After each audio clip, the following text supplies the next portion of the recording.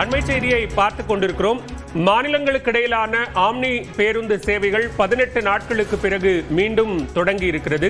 இது தொடர்பான கூடுதல் விவரங்களோடு இணைகிறார் சிறப்பு செய்தியாளர் வேல்முருகன். வேல்முருகன், விவரங்கள்.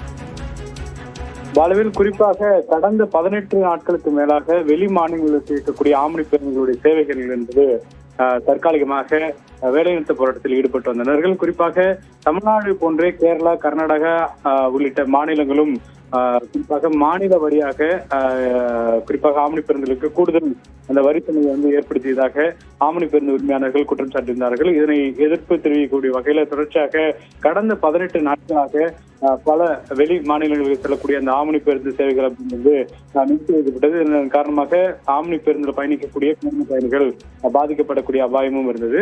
இந்த நிலையில தொடர்ச்சியாக குறிப்பாக குறிப்பாக கேரளா மற்றும் கர்நாடகா, ஆந்திரா உள்ளிட்ட மாநில போக்குவரத்துறை அதிகாரிகளுடன் தமிழ்நாடு போக்குவரத்து அதிகாரிகள் தொடர்ச்சியாக பேச்சுவார்த்தை நடத்திய நிலையில விரைவில் நல்ல தீர்வு பெற்றுத்தரக்கூடிய வகையில ஒரு நம்பிக்கை அளித்திருப்பதாக தெரிவித்திருக்கிறார்கள். அதன் அடிப்படையில தங்களுடைய இந்த போராட்டத்தை தற்காலிகமாக கைவிடுவதாகவும், குறிப்பாக இந்த ஐயப்ப பக்தர்கள் பெரும்பாலானோர் தற்போது கேரளா மாநிலங்களுக்கு செல்ல இருப்பதால் அவர்கள் பாதிக்காத வண்ணம் மீண்டும் ஆம்னி பேருந்துகள் சேவையை இயக்க இருப்பதாக அனைத்து ஆம்னி பேருந்து சங்கம் தெரிவித்திருக்கிறது. பாலவேல்.